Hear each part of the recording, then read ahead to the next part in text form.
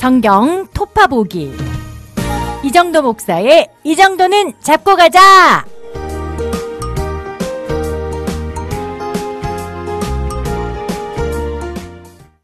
안녕하십니까, 이정도입니다. 오늘은 사무엘상 16장부터 18장까지 3장을 함께 읽을 텐데요. 이 부분에서 드디어 이 사람이 등장합니다. 사사기 이후에 계속해서 안 좋은 이야기들이 줄을 이뤘습니다. 물론 중간중간 사사들이 등장하면서 조금 어떻게 잘 되보나 싶다가도 또다시 암흑이 시작됐는데요. 이 긴 암흑기를 걷어내고 역사의 반전을 일으키는 한 사람이 있죠. 구약 전체에서 어떻게 보면 구약에서 가장 중요한 3사람을 꼽아라 그러면 대략 한 500년 단위로 등장하는 사람들인데요. 제일 먼저 언약을 받았던 아브라함, 그리고 한 500년쯤 뒤에 율법을 받았던 모세, 그리고 또 500년쯤 뒤에 대략적으로지만 다윗이 등장하는 거죠. 하나님 나라의 가장 구체적인 모형을 이 땅에 제시하는 나라를 세운 사람이 바로 이 다윗이라고 할 수 있습니다. 이 다윗, 아브라함, 모세 3사람은요, 구약의 수많은 인물들 가운데서도 가장 직접적으로 하나님과 교제한 사람들이라고 할 수도 있고요. 또 그리스도의 길을 준비한 사람들, 그리스도를 예표하는 인물들이라고 할 수도 있습니다.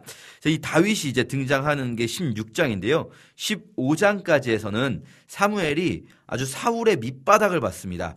자기가 왕으로 이렇게 기름 부었던 사람인데 그 사울이 어디까지 망가졌는가? 사울이 평생 맨날 하려고 하는 게 제사, 금식, 또 경배라는 이름으로 행하는 어떤 신앙의 껍데기들, 그걸 그렇게 중요하게 여기는데요. 사울의 마음속에 있는 그 밑바닥에 무슨 이유가 있었는가? 왜 이런 신앙의 껍데기들을 이렇게 중요하게 여기는가? 저희가 함께 봤었죠. 백성들과 백성의 장로들 앞에서 자기를 높이기 위한 하나님 경배입니다. 진짜 하나님을 경배하는 게 아니라 그냥 그 경배의 껍데기인 거죠. 그렇게 사울의 밑바닥을 보고 난 사무엘은 사울을 떠났는데요. 사울을 미워했을까요? 그런 인간은 아주 상종 못할 인간이야 이러면서 화를 냈을까요? 15장 마지막 절에도 있었는데요. 16장 1절에도 사무엘이 사울을 떠난 후에 어떤 마음인지가 나옵니다. 1절에서 이렇게 말씀하십니다. 여호와께서 사무엘에게 이르시되 내가 이미 사울을 버려 이스라엘 왕이 되지 못하게 하였거늘 내가 그를 위하여 언제까지 슬퍼하겠느냐. 너는 뿔에 기름을 채워 가지고 가라. 내가 너를 베들레헴 사람 이새에게로 보내리니 이는 내가 그의 아들 중에서 한 왕을 보았느니라 하시는지라. 자, 여기 보면 사무엘은요, 사울을 위해 슬퍼하고 있습니다. 우리 15장 마지막 절에서도 사무엘이 사울을 위해 슬퍼했다 이런 말씀을 보게 되는데요. 사울이라는 사람의 그 악함, 사실은 원래부터 그렇지는 않았습니다. 누구보다 그걸 잘 아는 사람이 사무엘이었어요. 원래는 오히려 왕되게 해주겠다고 할 때 저 같은 게 어떡해요 이렇게 말했던 사람이거든요. 그런데 그 사람이 이렇게 변질된 모습을 보고 그게 너무나도 가슴이 아팠던 거죠. 그러나 하나님께서는 이제 새로운 사람을 세우라고 하십니다. 문제가 하나 있는데요. 지금 사무엘이 있는 곳은 사무엘의 고향인 라마입니다. 그리고 사울은 자신의 고향인 기브아에 있죠. 그런데 여기서 유다 베들레헴으로 가라 그랬는데 베들레헴이 어디인가 지도를 보시면 사무엘이 있는 라마에서 베들레헴을 가려면 사울이 있는 기브아를 지나가야 합니다. 그리고 사실 꼭 지나가지 않더라도 사울은 지금 사무엘의 동태를 파악하고 있을 거예요. 왜냐하면 정치적으로 사무엘은 요주의 인물입니다. 사무엘이 사울에게 당신이 여호와의 말씀을 버렸으므로 여호와께서 당신을 버려 왕되지 못하게 하실 거다라고 말했기 때문에 이제 사울 입장에서는 사무엘이 누군가 다른 사람에게 기름을 부으면 자기는 왕위에서 쫓겨나는 거죠. 그러니까 사무엘이 아무 말 없이 조용히 몰래 기름을 부을 수도 있다는 걸 사울은 알고 있어요. 왜냐하면 자기 자신이 그랬으니까요. 사울이 처음 기름 부음 받았을 때 사무엘이 정말 아무도 모르게 그냥 사울을 기름 부었지 않습니까? 그러니까 사울은 사무엘을 요시찰 인물로 감시하고 있었을 거예요. 아마 이 사무엘 감시 특별조를 편성해서 교대로 돌아가면서 사무엘을 감시하고 있었겠죠. 그래서 사무엘이 말씀드립니다. 하나님께 내가 어찌 갈 수 있으리까? 사울이 들으면 나를 죽이리이다. 이렇게 말씀하시는 거죠. 사무엘은요, 이미 사울이라는 사람이 돌아섰다는 거 알아요. 사울은 하나님을 섬기고 싶은 게 아니고 또 하나님을 경배하기 위해서 사무엘이 필요했던 게 아니고 사울은 자기 왕권을 섬기고 있었던 거예요. 그리고 자기 왕권을 위해서 여호와도 필요하고 사무엘도 필요했었죠. 그러나 이제 반대로 여호와와 사무엘이 자기의 왕권을 위협하는 존재가 된다면 가차없이 죽일 수 있다는 걸 사무엘은 알고 있습니다. 그러니까 주님께서도 몰래 가라 이렇게 말씀하시죠. 너는 암송아지를 끌고 가서 여호와께 제사를 드리러 왔다 하면서 솔직하게 이걸 다 밝히지 말고 몰래 가라 이렇게 말씀하십니다. 그래서 사무엘이 슬쩍 갔습니다. 베들레헴으로. 베들레헴 사람들이 사무엘을 두려워합니다.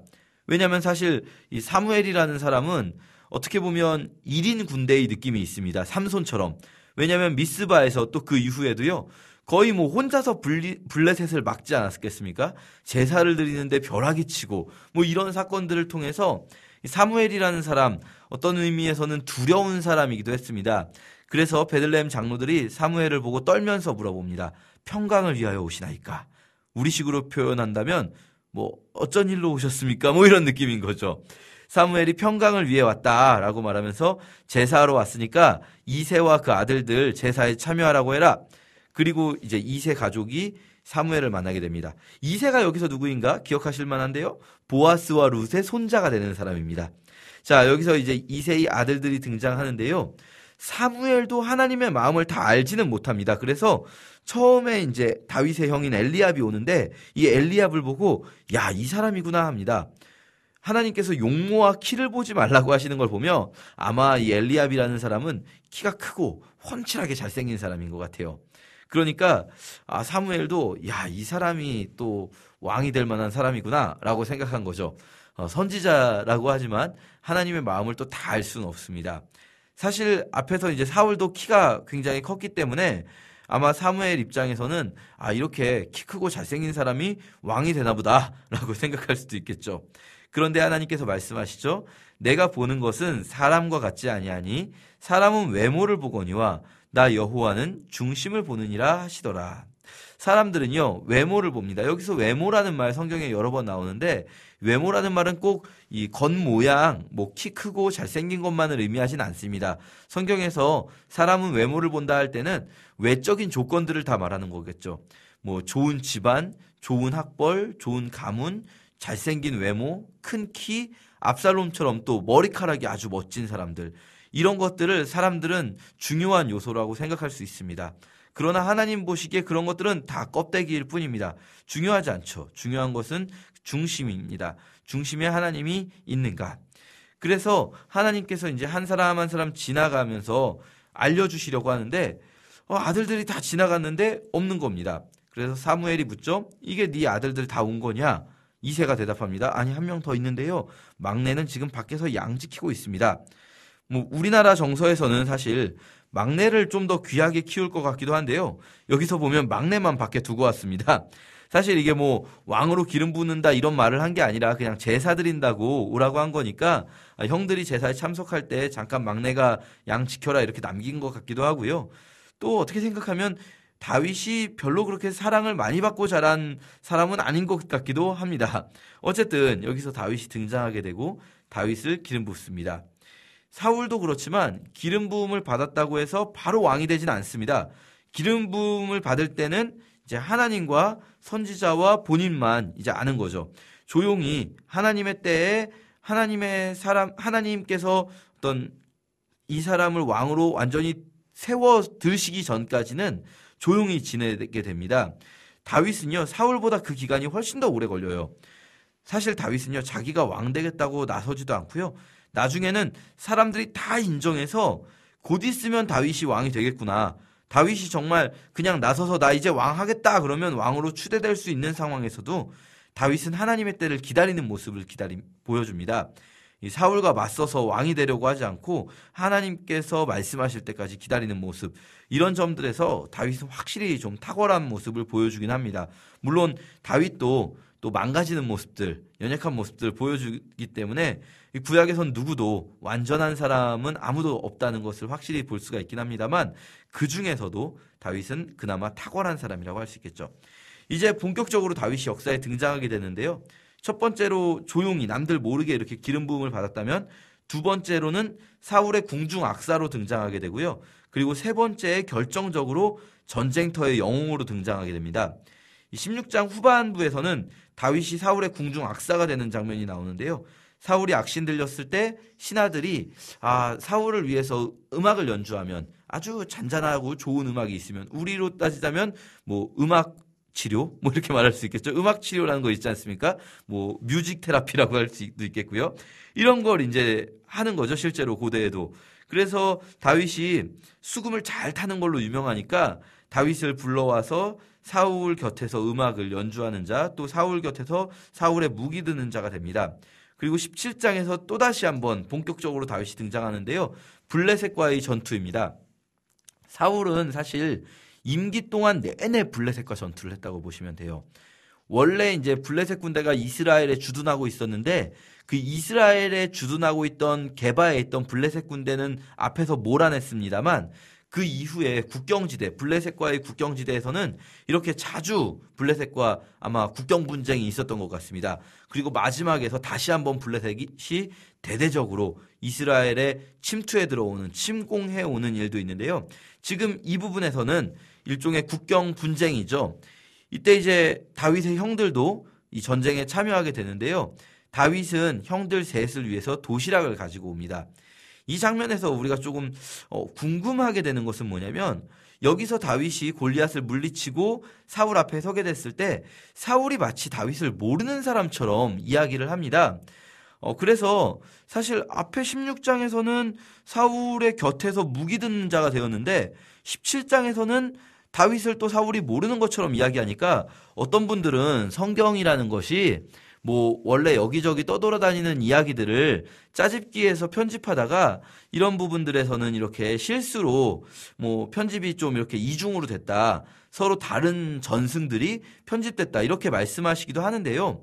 뭐 그거는요. 사실 성경이 구전되어 내려오다가 어느 순간 이 기록되고 편찬되었다는 것은 맞습니다. 성경은 사실은 구전이었죠, 처음에는.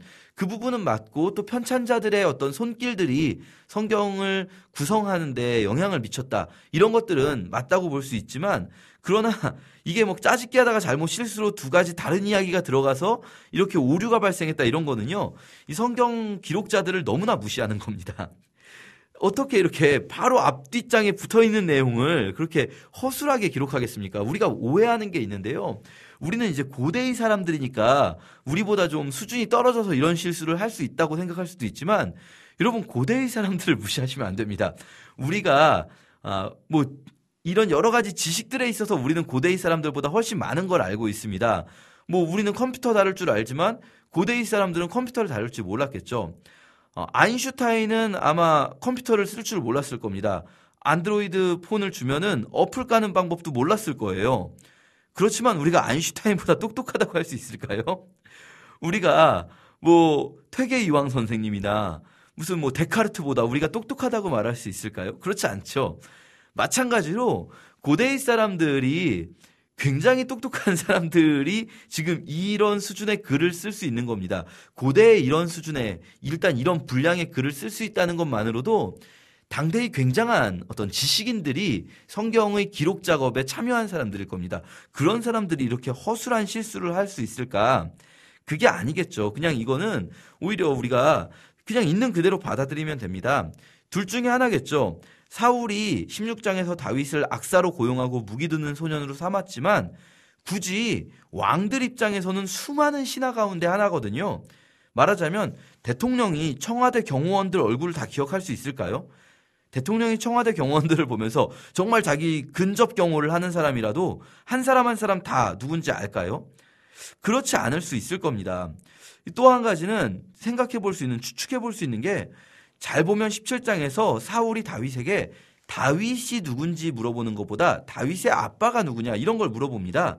그러니까 얘가 내 근처에 있는 이 무기 드는 소년이라는 얼굴은 알아도 이 네 집 아들인지 누구인지 이름이나 아버지 이름은 모르니까 물어볼 수도 있는 거죠.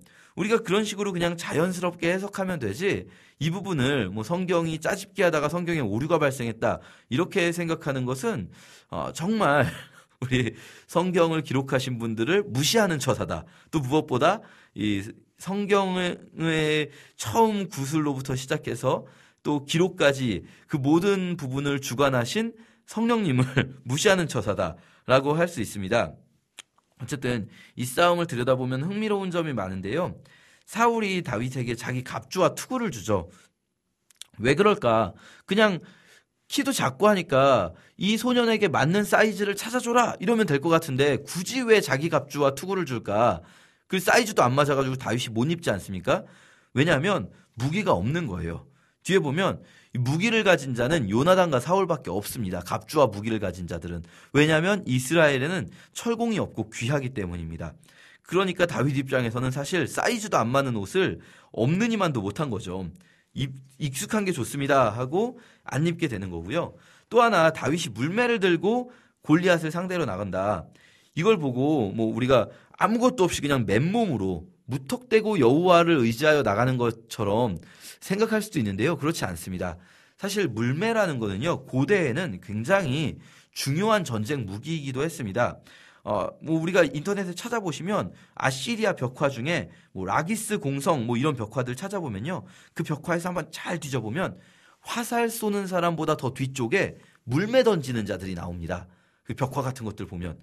그러니까 이 물매라는 게 화살보다도 오히려 더 먼 거리에서 쓸 수 있는 장거리 무기로서 당시에 사용하던 것이었구나.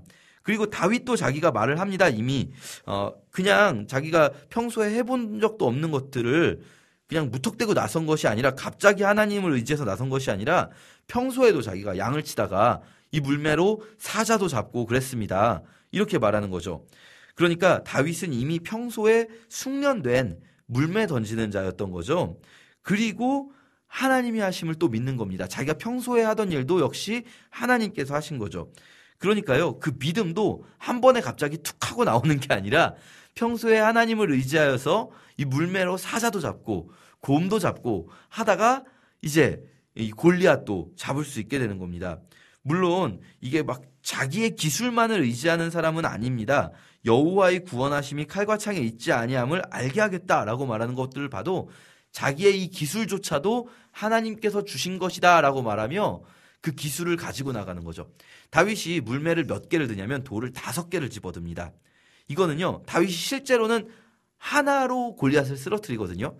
그러나 5개를 집어든 건 자신이 할 수 있는 최선을 다 준비하는 거죠. 골리앗이 자기에게 올 때까지 아마 자기가 쏠 수 있는 물매의 개수가 5개로 판단한 것 같습니다. 그리고 18장에 드디어 문제의 사건이 발생하죠. 천천만만송, 이 여인들의 노래, 사울이 죽인 자는 천천히요 다윗은 만만이다. 여기서부터 이제 사울이 다윗을 죽이려 합니다. 질투가 정말 무섭죠. 그리고 사울이 다윗을 죽이려고 하는 것을 잘 읽으면요, 네가 용기를 내어 여호와의 싸움을 싸우라라고 말하면서 다윗을 전쟁터에 보내 죽이려고 합니다. 사울은요, 끝까지 하나님의 이름을 함부로 들먹이는 버릇이 있는데, 사울은 다윗이 가서 죽을 줄 알았는데 다윗이 오히려 이기고 오는 것, 그러면서 더더욱 사울이 다윗을 죽이고자 하는 것, 여기까지 우리 함께 읽겠습니다. 감사합니다.